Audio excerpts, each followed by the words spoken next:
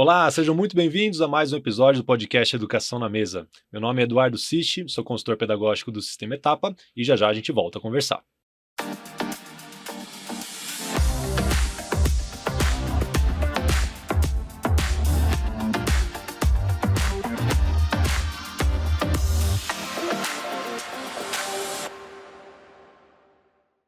E antes de começar a nossa conversa, queria pedir para você seguir o nosso canal no YouTube, Educação na Mesa, se inscrever e ativar as notificações para receber as novidades do nosso canal. E também segue a nossa página no Instagram, o @etapapúblico, tem bastante material bacana para você conferir. E aqui comigo hoje temos dois consultores pedagógicos do Etapa Público, experientes no assunto, que é nosso tema de hoje, que é o SAEB, né? O Sistema de Avaliação da Educação Básica. Estou aqui com a Bárbara Cruvinel e também com o Júlio Mendes. Tudo bem com vocês? Certo, Tudo ótimo. Preparadíssimos para a conversa sobre o SAEB? com certeza. É algo recorrente para nós. Um pouquinho, né? Tá Conhece na um pouquinho. rotina, né? Tá na rotina. Perfeito. Bom, vamos começar pelo começo. Queria saber o que é exatamente o SAEB, né? Quando que ele surgiu, qual que era a intenção dele, a que ele se propõe. O SAEB, então, é uma avaliação externa em larga escala, que avalia a educação brasileira. O que nós temos consolidado, o que os alunos estão chegando ao final dos ciclos com aprendizagem consolidada e o que precisa ser retomado. Então, quais são ainda os nossos desafios, quais são as defasagens. E quando a gente vê município muito preso à nota final, ele não só avalia a nota final, mas ele avalia o avanço. Então, eu vou dar um exemplo. Município que era 8,1 em 2023, e nesse ano ele consegue uma nota de DEB 8, ele não teve um avanço. Ele teve uma nota alta perante, né, os resultados nacionais, mas ele não teve um avanço. Mas, por exemplo, um município que tinha uma nota de DEB 5,5 e esse IDEB agora de 2025 atinge um 7, então ele tem esse parâmetro de avaliação. Por isso que as avaliações elas não são devolvidas, que é diferente do Enem. No Enem, as avaliações são devolvidas aos alunos. No SAEB, não, porque eles utilizam essas avaliações anteriores para comparação. Ah, interessante isso. E quando a gente pesquisa sobre o SAEB, é até um pouco confuso, né, entender como funciona a aplicação dessa avaliação. Júlio, você sabe me explicar quem é avaliado? Porque a gente fica com uma impressão de que todo aluno da Vai ser rede avaliado. básica, né, municipal, estadual, ele vai fazer uma avaliação, mas não é bem assim, pelo que eu entendi, Não, né? não é bem assim.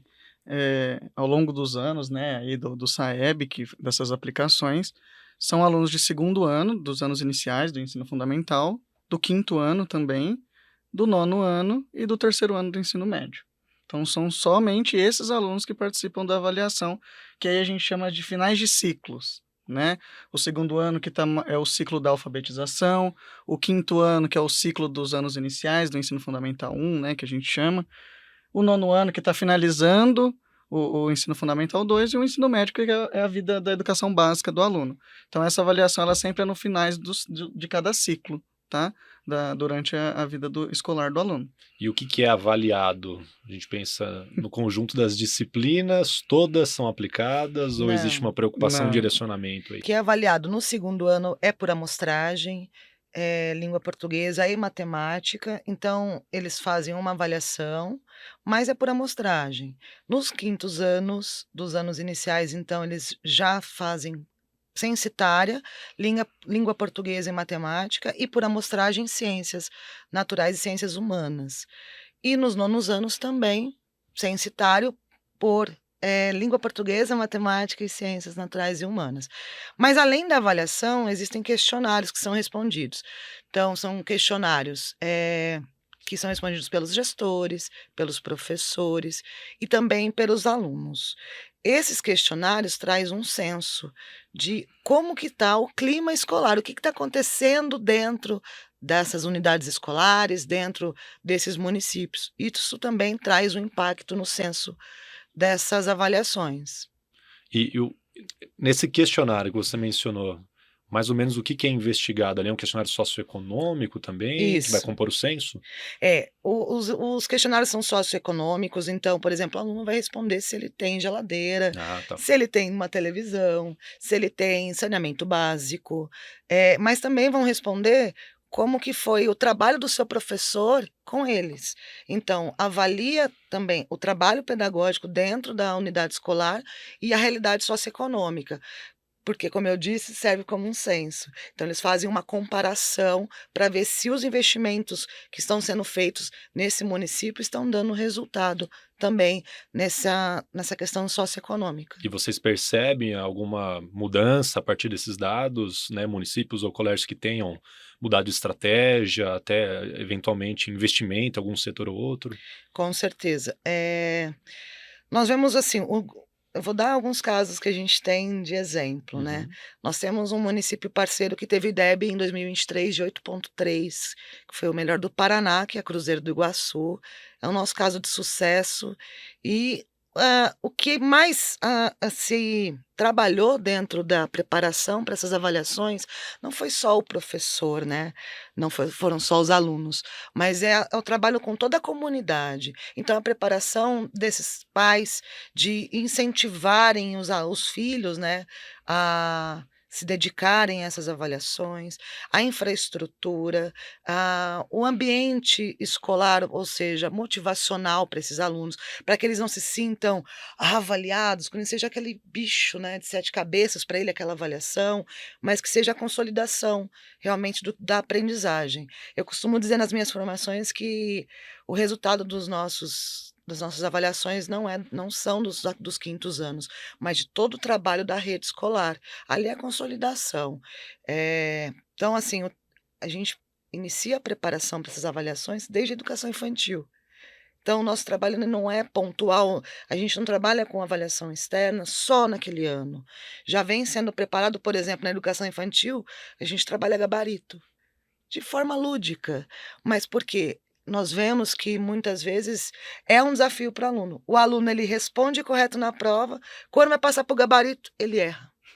Então, assim, esse tipo de intervenção nós temos que parece tão simples, mas Uhum. que dá um resultado. Eh, Outra situação, nós preparamos também os nossos gestores para acolher esses professores, para trazer um ambiente saudável, um ambiente tranquilo.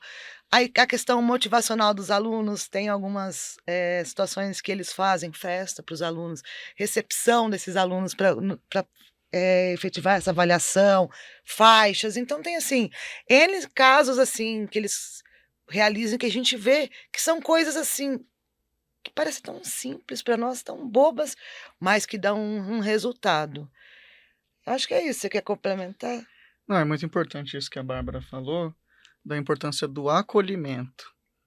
Não é só o professor ou só o aluno, mas são todos da comunidade escolar. Porque as nossas formações não é só específica, né, para o professor. Tem os gestores, tem os funcionários, que às vezes os professores de apoio, né. Então ter esse acolhimento é muito importante, né. Ele se sentir num ambiente seguro, ele se sentir capacitado de realizar, né, que é essa preparação do gabarito de forma lúdica desde a educação infantil. É importante, quando ele chegar nessa avaliação externa, ele vai estar com tranquilidade. Isso que é o mais importante, não adianta ele ter só o conhecimento, o conteúdo, ele precisa estar preparado. Principalmente, assim, tranquilo, né, ele está seguro. E aí com essas formações a gente consegue fazer isso acontecer. Uma dúvida que eu tenho é em relação ao engajamento dos alunos para avaliações externas. Porque surge sempre aquela dúvida: poxa, se não vale nota, se eu não vou ter o benefício no dia de amanhã, para que eu vou me preocupar com uma avaliação externa? De modo geral, eles levam a sério? Qual que é o papel que a escola e vocês, né, do Etapa Público, conseguem fazer para que seja de fato um diagnóstico preciso da educação, Sim. né? Primeiro, nós trabalhamos com simulados voltados à estrutura do SAEB, então para que o aluno faça esse simulado, a nossa orientação é que não faça de forma engessada, como se sentindo avaliado, mas que seja algo para ele poder exercitar. Então é uma estrutura diferente, é uma avaliação que ela traz, situações de avaliar a habilidade, não o conteúdo. Eu uso um exemplo, né, os nossos parceiros que já estiveram comigo nessa formação vão lembrar que é diferente eu avaliar conteúdo e habilidade. Avaliar conteúdo é arma e efetue uma adição, então ele vai realizar aquilo de forma mecânica. A habilidade é a resolução de uma situação, um problema, onde ele tem que executar o raciocínio lógico-matemático de adicionar. Então, os nossos simulados que a gente oferece para os nossos parceiros de preparação, já traz para o aluno talvez uma zona mais de tranquilidade na execução dessa avaliação. E também levamos sugestões de intervenções das salas de aula, né, das outras séries, incentivarem esses alunos, porque é ali que eles vão findar o resultado de toda a rede, como eu disse. Então, tem intervenção das outras séries, cantando para eles, fazendo atividades de apresentação. Olha, contamos com vocês. E isso é muito legal de a gente ver acontecer. Eu estive no município onde eu fui auxiliar na aplicação de um simulado. E a gente faz simulado voltado para o SAEB, simulados diagnósticos. E quando eles me viram, era alguém estranho. Eles ficaram, quem é essa moça? Morrendo de medo, né? Meu Deus. E ainda eu vou com uma avaliação. Eles falei, essas Com crianças. razão, né? Pois é, vem alguém de fora. E aí, a minha intervenção foi eu reunir todas as crianças no pátio, coloquei uma música, fizemos um relaxamento, expliquei qual era a proposta. Então, automaticamente, eles tiraram aquela a barreira e relaxaram. Então, são intervenções assim que nós orientamos os professores a fazer, para que não seja uma avaliação, como eu disse, quantitativa, quanto você, né, aprendeu, e sim que seja somativa de todo o processo de aprendizagem da rede. Eu vou dar um exemplo que a Maria Rita hoje, né, Maria Rita Terreri é a minha gerente e pedagógica, Manda um né? abraço para ela. Um beijo, um Isso. abraço, nossa gerente. Eu trabalhei com a Maria Rita numa escola privada em Ribeirão Preto há uns 12 anos atrás, faz tempo, foi onde nos conhecemos. E nessa rede, nessa escola, só ia até o 5º ano, então a gente precisava preparar esses alunos para fazer vestibulinhos, para entrar em escolas de fundamental e ensino médio, né? Fundamental, anos finais. E como que a gente fazia essa preparação? Eu dava aula para 4º ano e ela para o 5º. Então a gente criava competições. Eu pegava os meus alunos do 4º ano e desafiava os 5º anos. Então, por exemplo, campeonato de tabuada, campeonato de leitura, campeonato de ache no dicionário, quem acha mais rápido a palavra. Então, eram coisas assim muito legais para eles, lúdicas, e que a gente estimulava eles a estudar tanto, vocês não imaginam. Assim, só a Maria Rita, nunca perdi com os meus 4º anos, hein? Só para lembrar. Mas a competição estimulava tanto eles. E os nossos alunos que saíam desses 5º anos, 80% ganhavam bolsas de até 50%. Tivemos casos de alunos que tiveram 100% de bolsa. Então, assim, dava resultado. Então, são intervenções de gamificação mesmo, de trazer o aluno a ser desafiado, a levar para que ele estude de uma forma, não que estude para a prova, mas para estude para algo concreto, que ele leve para a vida. O SAEB é a primeira avaliação externa que os nossos alunos de 5º ano fazem. E futuramente serão várias. É um Enem, é um vestibular. Então, é importante que eles estejam preparados para essas avaliações. E a gente conversa muito isso com os nossos professores, inclusive com os nossos pais e responsáveis, da importância dessas avaliações. Tô falando demais, né, Júlio? Eu me empolgo. Mas é isso que a gente espera, não é? Um pouquinho disso. Isso é muito importante que ela falou, que é tirar essa cultura, eu vou fazer porque eu vou ganhar nota. Vale nota, né? Aquela frase que a gente escuta quando está em sala de vale nota, senão eu não vou fazer.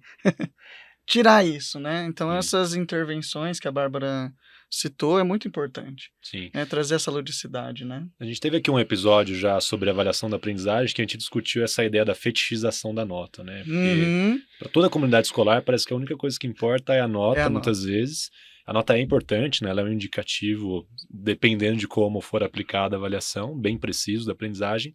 Mas até queria saber como que vocês trabalham essa ideia de um colégio, de um município não ter esse rótulo. De repente teve uma nota ruim no SAEB, né, no próprio IDEB. Como que vocês conseguem trabalhar no sentido de melhorar o desempenho, mas também não colocar essa realidade para baixo, né? Não tratar como uma forma muito taxativa, né, de um mau desempenho? É, eu acho que assim, o importante é o professor identificar qual que é o objetivo das avaliações. Uhum. Seja uma avaliação bimestral, seja uma avaliação diagnóstica. Então, nós conversamos muito da abordagem que é feita quanto a essas avaliações. Eu vou dar um caso da minha filha.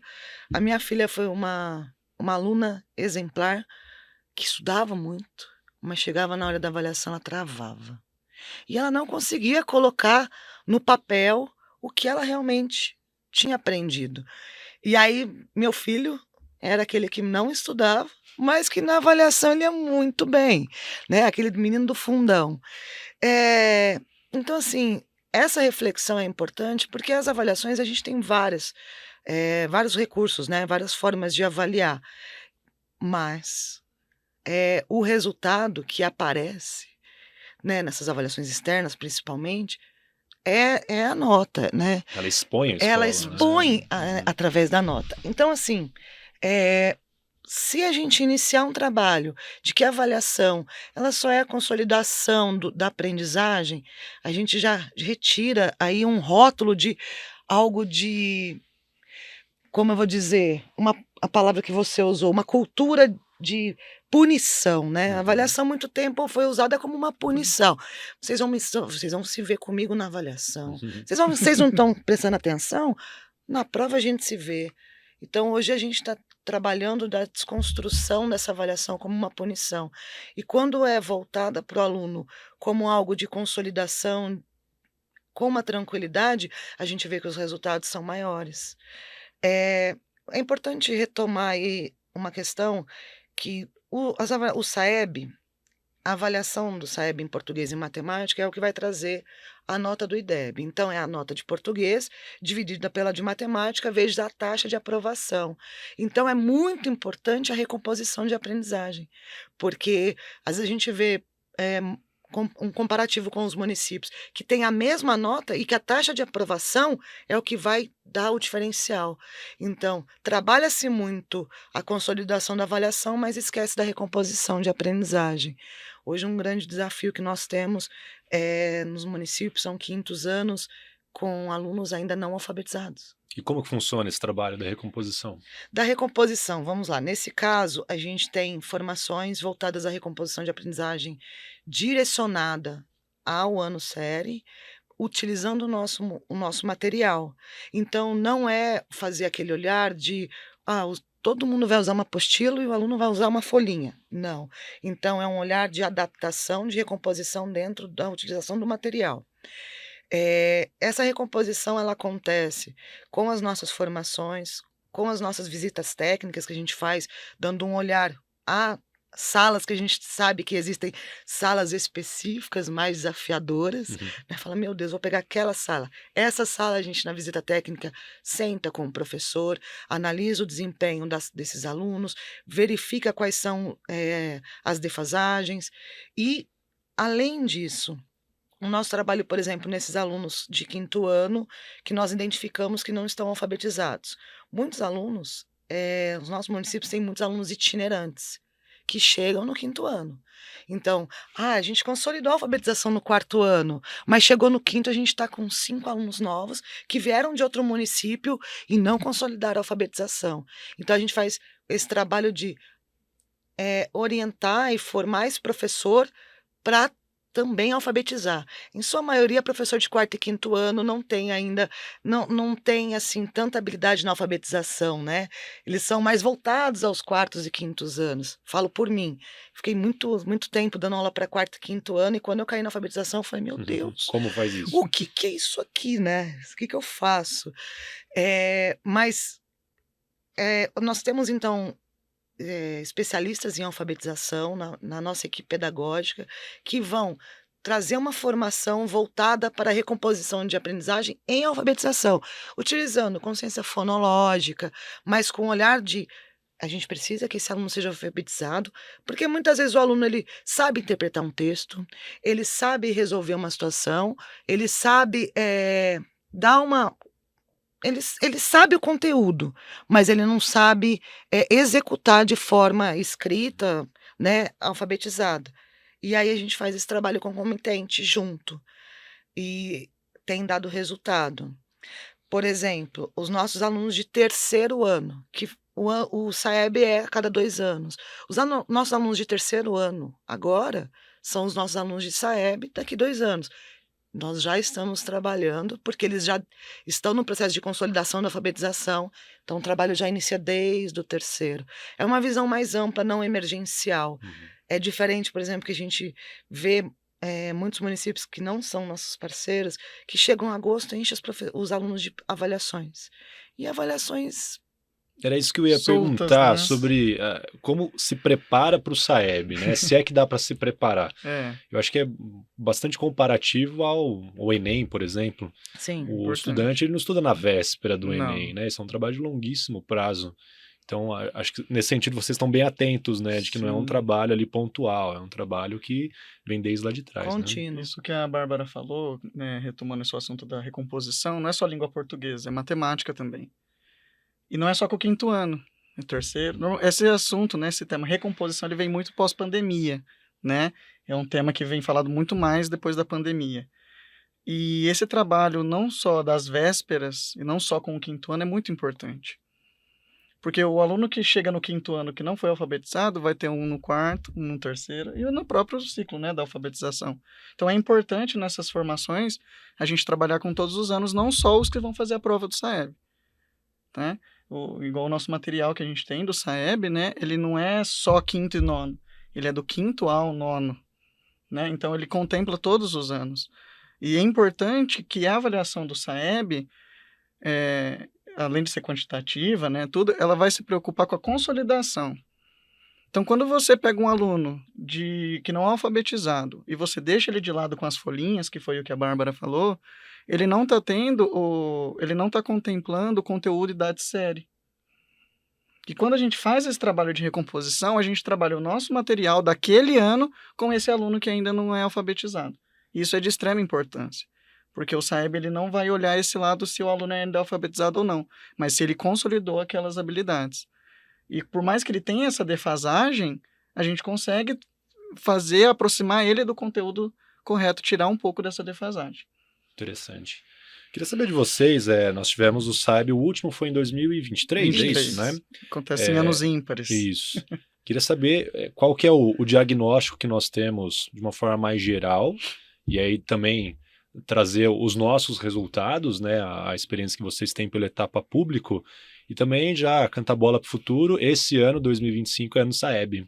Né? Então, como que está aí a expectativa? O que vocês esperam que vai ser diferente do último? Até porque 2023 eu acho que ainda estávamos muito próximos ali do cenário da pandemia, né? Sim. Isso. Imagino que alguma coisa vai mudar. Eu espero. Então, esse ano nós temos algumas mudanças no SAEB, sim. Uma das mudanças é avaliações em braille, que é um olhar ali de inclusão, né, de trazer esses alunos para realizar realmente essas avaliações. Vai ter o ledor para alunos que têm uma deficiência visual, mas o maior desafio, nós vamos ter respostas construídas nos quintos anos e nonos anos, como amostragem, tá? Mas o que é isso? É resposta aberta. Então, para ver como que está realmente a construção da escrita desses alunos, o INEP esse ano ele quer avaliar ainda qual que é o impacto da nossa pandemia, porque está chegando nos anos finais, ou seja, esses alunos eles não tiveram a base na pandemia, então ainda está sendo avaliado o impacto.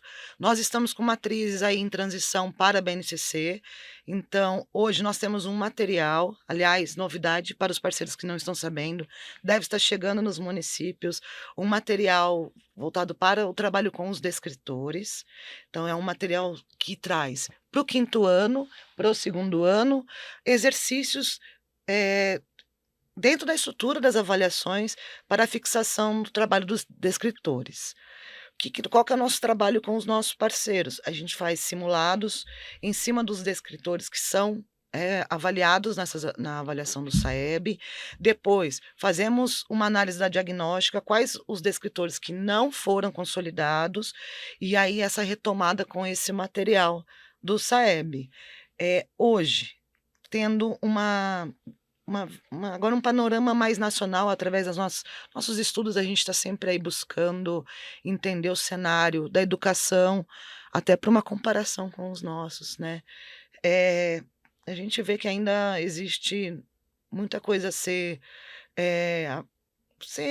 conquistada na educação. Nós temos municípios que estão com resultados muito abaixo do esperado, alunos que chegam ao 5º ano sem a menor, acho que a menor consolidação de aprendizagem. Por exemplo, alunos que não são nem só alfabetizados, eles não são letrados, eles não sabem onde utilizar esse conhecimento. A questão também comportamental, eu acho que é um grande desafio, a inquietação desses alunos, a questão emocional. Então, assim, nós temos grandes desafios hoje a nível Brasil, mas que acredito e espero, como professora, nós somos a educação, somos idealistas. Então, eu espero que a um futuro próximo exista algum boom, sabe? Que aconteça alguma mudança muito drástica na educação, para que a gente possa respirar, sabe? E começar de uma outra forma. Eu não sei, assim, isso é o que eu imagino, tá, gente? Não é pesquisa científica nenhuma, não, tá? É porque a gente vem de uma tomada onde parece que, eu não sei, a gente vem de uma decrescente, entende? Não que eu acho que a minha escolarização foi muito superior a hoje, mas eu acho que o que os alunos têm de possibilidades hoje, a gente está aquém. Eu lembro de eu, por exemplo, fazer um trabalho de escola, ter que ir na biblioteca utilizar um Delta Larousse. Gente, Delta Larousse, que eu já revelei minha idade, mas hoje você tem tudo na palma da mão e não está sendo bem utilizado. Então, assim, O a mundo minha é outro, né? perspectiva, né? Sim. E você, Júlio, o que você tem de impressões dos últimos resultados e expectativas para o SAEB 2025? Acho que vai muito de encontro com o que a Bárbara falou, né? Existe sim principalmente pós-pandêmico, que ainda tem esses resquícios, né? Não tem como falar que não existiu, né? Tem estudos aí que depois de mais de 10 anos ainda tem os resquícios da pandemia. E eu acho que é um trabalho que ele tem que ser muito direcionado, principalmente com os gestores para entender esse processo, com os professores e os alunos, né? As expectativas que a gente tem, pelo menos com os nossos parceiros, é de sucesso, porque a gente já está trabalhando com o SAEB não é lá em agosto, né? Não no final, desde janeiro. Nessa retomada a gente já está trabalhando com o SAEB, né? E não só voltado para questão, para conteúdo, né? Isso que a Bárbara falou, para o emocional, para tranquilizar os alunos, os professores, e eles entenderem que essa nota ela é importante sim, mas não quer dizer que é tudo, né? Não olhar só para o resultado final, mas se houve avanço ou não.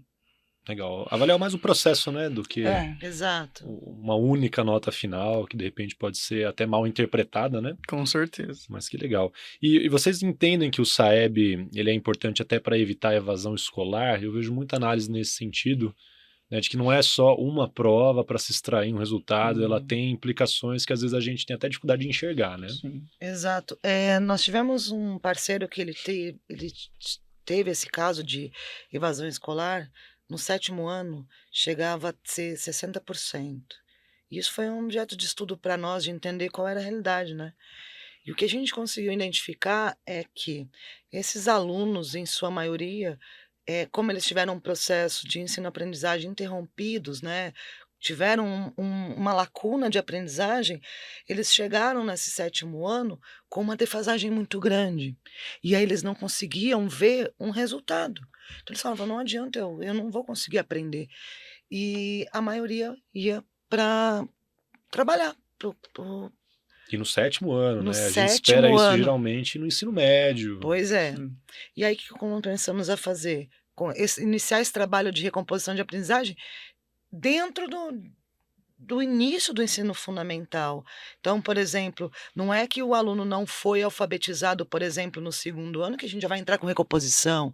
Não, mas nós temos um estudo dentro do resultado dos municípios, e dentro desse resultado, que são as avaliações diagnósticas, a gente leva estratégias e práticas, porque fidelizando, né, trazendo esse aluno para dentro da sala de aula, sendo acolhido, a gente sabe que a taxa de evasão é muito menor. Eu costumo usar o exemplo de nos colocarmos, fazer esse movimento de empatia com os nossos alunos, por exemplo, você está numa sala de aula e o professor está falando, está ministrando uma aula que para você é Não faz grego, não sentido, faz né? sentido nenhum. Não tem significado. Você não vai ter estímulo de retornar àquela sala de aula. Mas quando você se sente com um olhar de acolhimento, de entendimento, de proximidade, isso te motiva a se desafiar. E esse é o olhar dos nossos alunos. Então, hoje nós temos formações que a gente faz esse atendimento de olhar para os resultados e trazer estratégias em cima das defasagens e recomposições, para evitar essa evasão escolar que tem um impacto gigantesco nos resultados dos municípios. Sim. E vocês enxergam que a comunidade escolar e talvez principalmente a família, os pais, eles se envolvem nos resultados do SAEB ou ainda é mal compreendido, existe uma barreira ali do impacto, né, dessa avaliação? Hoje um dos grandes desafios da educação é os pais responsáveis entenderem a importância da participação Essa parceria, deles, né, dessa parceria Uhum. na vida escolar do aluno. Só que também tem um outro movimento que nós conversamos muito com os nossos professores, né, os nossos gestores, que é o óbvio precisa ser dito. Então, eu cito uma abordagem de Reggio Emília, que fala que a gente precisa, na educação, publicizar o nosso trabalho. A gente precisa levar para fora da escola, né, para fora do muro das escolas, o que está sendo feito, para que haja um entendimento e realmente um engajamento. Hoje, a equipe pedagógica do Etapa Público, nós fazemos, inclusive, reunião de pais e responsáveis, porque é alguém de fora, né, Uhum. e trazendo essa parceria para eles entenderem a importância dessas avaliações, inclusive do material apostolado do Etapa, o quanto é valioso, o quanto pode tirar o filho dele a levar uma situação futuramente muito acima do que ele teria de expectativa. Então, assim, a gente faz esse trabalho, mas ainda é um desafio. O entendimento desses pais, da importância e o impacto que tem o trabalho deles, pais e responsáveis, né, Uhum. perante a vida escolar dos nossos Eu alunos. imagino porque são realidades muitas vezes distintas. Eu acho que Sim. cada município vai ter sua particularidade também, seu engajamento, né? Mas essa presença ela é importante, mesmo que às vezes não tenha uma adesão forte, né? A gente sabe que, poxa, os pais trabalham, né? Tem todas essas dificuldades, mas criar essa cultura e talvez falar a mesma língua, o mesmo vocabulário, né? E explicar o que você falou, né? Falar o óbvio, Sim. qual que é a importância do SAEB, né? Como que ele vai ser aplicado, o que que isso nos diz. Eu acho que isso é muito importante, né? Sim. E é importante ter esse acolhimento com a família, porque isso que você trouxe, né, é a realidade de muitos municípios, né, das escolas públicas aí pelo Brasil, que são dos pais que eles estão ausentes na vida escolar do aluno por causa do trabalho. Uhum. E às vezes você tem aquela cultura de que você só vai atender o pai na reunião de pais. Não, conversa com o pai quando ele pode. Ter, né, esse acolhimento com o pai, ter esse olhar, né? Olha, o pai não pode vir à tarde no horário da reunião, mas ele falou para mim que pode vir em 7 horas antes dele entrar no trabalho. Conversa com o pai, mostra, né, essa importância, né? Mostra o quão importante ele chegar em casa, mesmo que ele esteja muito cansado. O que o filho fez? Mostra a apostila para mim. Como que foi na escola? E isso é importante, porque o aluno também ele vai se sentir, né, tem esse acolhimento na escola e tem um acolhimento em casa. Então ele vai se sentir valorizado. É o tempo de qualidade, não quantidade, né? Uhum. Então, a gente tenta levar essa reflexão aos pais quando nós temos esses atendimentos com eles em reunião, que não adianta passar o dia inteiro com o filho e não dedicar um tempo, qualidade Sim. a essa relação.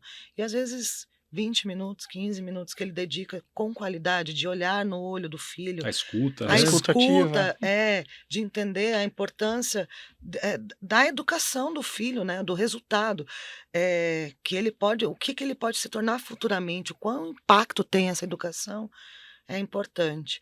Eu vou dar um exemplo para vocês da minha vida, que eu não gosto muito de abrir, porque vocês vão entender por quê. Ah, existe uma estratégia que a gente utiliza com os alunos, que é de também entender, quando você vai realizar uma avaliação, não é só a resposta correta. Por exemplo, como são múltiplas escolhas, né? É resposta por múltiplas alternativas. Existe uma estratégia que a gente brinca com os alunos, que é duas verdades e uma mentira. Então, são estratégias que nós utilizamos que parece tão simples, como eu disse, uma coisa tão óbvia, mas que dá um resultado. Por exemplo, eu vou falar para vocês duas verdades da minha vida e uma mentira. Vamos ver se vocês conseguem adivinhar. E geralmente eu erro essas. Vamos ver, vamos ver. Eu já participei do programa do Gugu. Eu já participei do programa da Super Nani, já fui selecionada pelo programa da Super Nani. E eu já pulei de paraquedas. Qual que é a mentira? Super Nani. Super Nani? Eu acho que é pular de paraquedas. O Júnior me conhece, é pular ele de passa paraquedas. Mas por que eu uso esse exemplo? Duas coisas. Primeiro, que o aluno, quando ele vai executar a avaliação, ele retira as alternativas que ele já sabe que estão incorretas. Então, ele elimina possibilidades. É uma estratégia. Distratores, né? Os distratores. Mas eu vou voltar agora para o lado de olhar como mãe, né? Olhar como pai responsável. Quando eu me tornei mãe, eu mudei o meu olhar como professora. Eu costumo dizer que é uma questão hormonal. A gente tem uma super proteção com os nossos filhos que é hormonal, que é a famosa mãe leoa. E eu fui selecionada sim pela Super Nani, mas eu não fui. Vocês imaginam como eram meus filhos. Eu brinco, me dá 100 alunos, mas os meus 2 filhos são um eterno desafio. Até hoje, com mais de 20 anos. Meus filhos têm 1 ano e 9 meses de diferença, então foi bem desafiador. Uma coisa é falar do filho do outro, outra coisa é falar do seu, né? Eu participei do programa do Gugu, mas no auditório não foi na banheira do Gugu, foi no auditório. Que bom. Mas eu nunca pulei de paraquedas porque eu tenho medo de altura. Mas falando dos nossos filhos, quando eu me tornei mãe, eu fiz esse movimento de empatia, de entender o que é ser responsável por um ser. Por isso que muitas vezes a gente escuta, mas ele não faz lição de casa, mas eu passo, o pai não ensina. Então a gente tem que tomar cuidado em olhar qual é a realidade desse pai. Muitas vezes nós estamos ensinando não só o aluno, mas os pais também. Nós vemos muitas professoras alfabetizadoras que contam, eu alfabetizei o pai junto. Então é importante ter esse olhar de empatia, inclusive para com os pais irresponsáveis. Por que ele não auxilia? Muitas vezes porque ele não consegue. E aí o meu olhar, como eu disse, de professora mudou. Esse movimento de empatia acontece muito mais. Principalmente, né? Eu sou da inclusão, então tem que ter um olhar tem compreensível. Que ter um olhar né? compreensível. Lógico. Ainda mais para um tema tão delicado, né? A aprendizagem não é simples. Não. Envolve tanta coisa, né? Então, que bom. Bom, pessoal, fico feliz pela conversa. Eu acho que rendeu aí bons frutos. Pelo menos do que eu havia pensado aqui, vocês esclareceram tudo. Bom. Então, queria agradecer, né, mais uma vez aí a participação de vocês no podcast, né, a Bárbara, o Júlio, parabéns pelo trabalho de novo, tá? E SAEB 2025, estamos esperando aí, né, bons resultados. Com certeza. E de repente a gente pode até voltar a conversar, não é não? Quem sabe, né? Isso aí, muito obrigado. Nós que agradecemos. Dessa forma, a gente termina mais um episódio do podcast Educação na Mesa. Lembrando para você seguir o nosso canal no YouTube, se inscreva, ative o sininho e também segue o Instagram no @etapapúblico. Lá tem bastante material para vocês conferirem as novidades também que vem por aí. Muito obrigado e até a próxima.